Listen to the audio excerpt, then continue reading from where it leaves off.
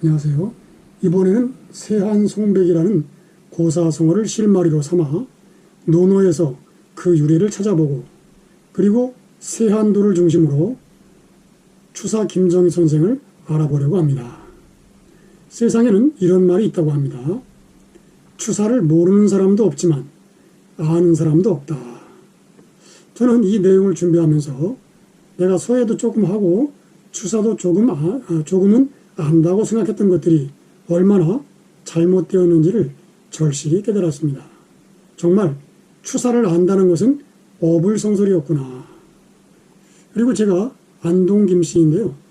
추사 선생님이 안동 김씨의 세도 정치에 의해 정적으로 몰려 별다른 죄도 없이 억울하게 귀양살이를 하셨다는 것을 알게 되어 더욱 죄송스러운 마음을 금할 길이 없습니다. 자, 그럼 먼저 세한송백의 출처부터 시작해 보겠습니다. 논어 자한편에 보면 공자께서 하신 말씀이 있습니다.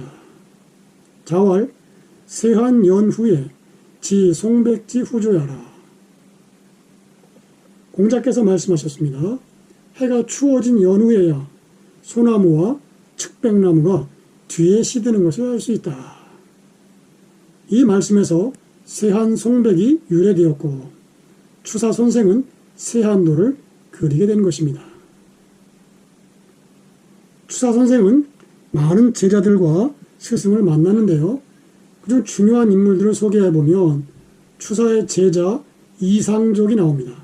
호가 우선이고요. 연뿌리 우자를 쓰는, 연뿌리 우 배선자를 쓰는 우선 이상족이 나옵니다. 이 세한도를 그려준 제자가 바로, 세한도를 그려서 준 제자가 이상적이죠. 그리고 세 명의 스승을 만나게 되는데요. 추사 선생이 어렸을 때 입춘대기를 써서 대문에 붙였는데 지나가던 초정 박제가 선생이 이 글씨를 보고 들어와서 추사를 만나보고는 평생 제자로 삼아서 가르쳤다고 합니다. 그래서 초정 박제가와 또 중국 청나라에 가서 만났던 완원 선생, 그리고 옹방강, 이렇게 귀한 스승들을 만난 것이 추사에게는 대단한 행운이 아닐 수가 없었습니다. 자, 먼저 그 다음에 추사가 그린 세한도란 그림에 대해서 알아볼까 합니다. 세한도는 김정희가 그린 그림으로 국보 180호로 지정이 되어 있으며 지금은 국립중앙박물관에 들어가 있습니다. 세한도는 추사 선생이 귀양 시절에 제자 이상적이 북경에서 귀한 서책 120권 79책의 황조경세 문편을 구해와서 유배지 제주도까지 가져다 주었습니다.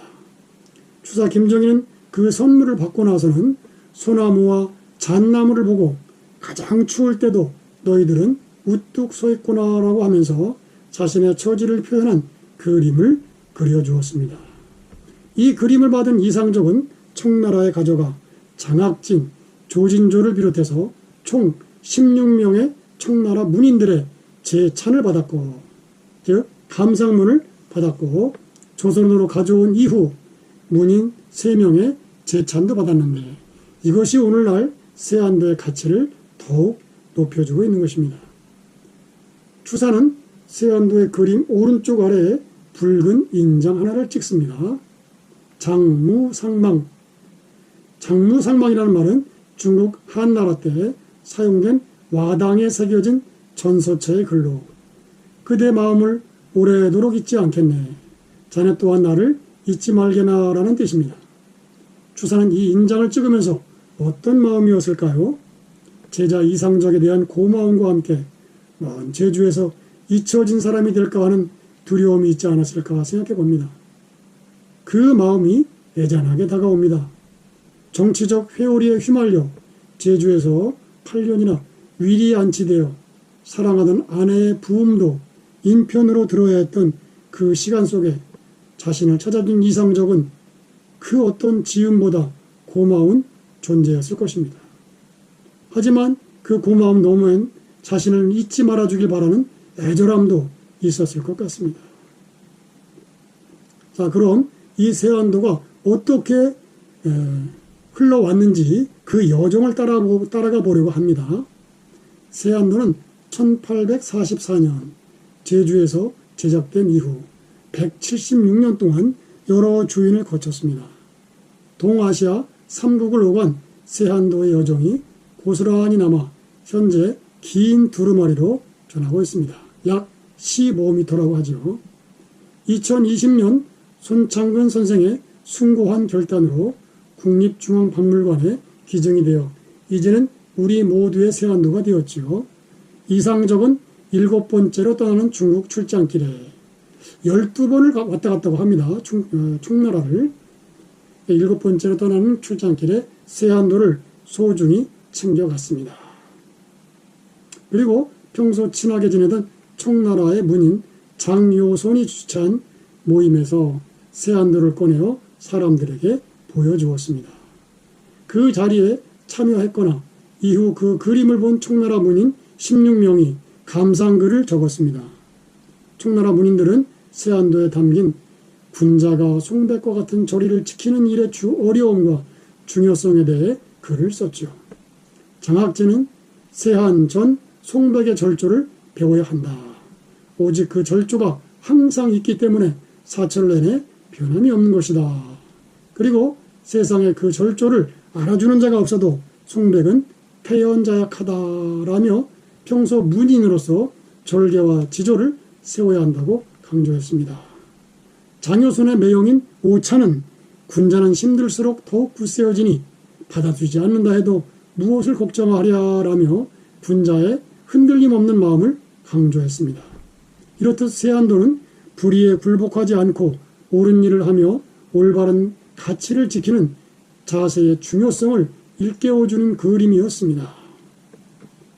김정희가 제자 이상적에게 준 세안도는 이후 이상적의 제자 김병선이 소장하다가 그의 아들인 김준학에게 전해졌습니다. 이후 민영휘, 민규식이 소장했다고 전해집니다. 그러다가 1932년에는 일본인 학자 후지스카 치카시, 경성제국대학 철학과 교수였던 사람이 세안도의 주인이 되었습니다. 그는 경성제국대학교 교수로 있으면서 김정희의 학문적 성과를 최초로 연구했고 이한복, 손재영 등과 교류하면서 김정희의 관련 자료를 수집했습니다. 그러다가 정년 퇴임 후 그는 세안도를 비롯한 여러 자료를 가지고 일본으로 돌아갔습니다. 그 1944년 진도 출신의 서예가 손재영은 일본으로 가서 2달 동안 후지스카를 설득한 끝에 세안도를 돌려받았습니다. 손재영은 세안도를 잘 간직하고 있다가 광복 후 1949년 당대를 대표하는 지식인 정인보, 이시영, 오세창에게 세안도 감상글을 청했습니다. 그래서 현재 세안도 두루마리는 손재영이 꾸미게 된 것입니다.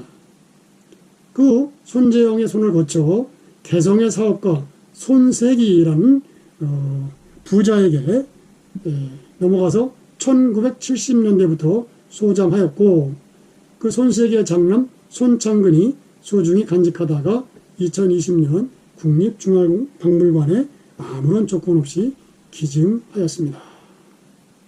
그래서 현재 우리에게 전해진 것입니다. 그리고 간단하게 추사체란 무엇인가? 사람들이 추사체 하는데 간단하게 알아보려고 합니다. 추사는 법고 창신의 예술가입니다. 즉 옛것을 법으로 삼아 공부를 깊이 한 후 그 법에서 벗어나 독특한 서예의 경지에 오른 분이 바로 추사 김정희 선생입니다. 그분은 글씨, 그림, 문장 어느 것 하나도 손색이 없는 동아시아의 진정한 문인이요 예술가요 금속학과 고증학의 대가입니다. 그런 그분의 작품을 감상하도록 하시겠습니다. 첫 번째, 계산무진입니다.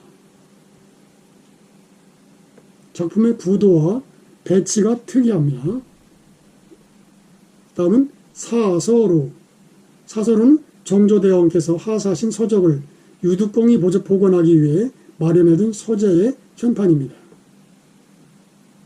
다음은 잔서완성루, 남아있는 글씨, 고집스러운 돌 같은 서재, 서재 이름을 썼습니다. 낙관은 36구 주인이라고 써 있습니다. 이것은 추사 선생의 행서 글씨입니다. 다음은 신안구가라는 현판입니다. 주자성리학의 전통을 가진 집이다, 그런 뜻입니다. 다음에 초이선사에 준 글씨로 중로지실,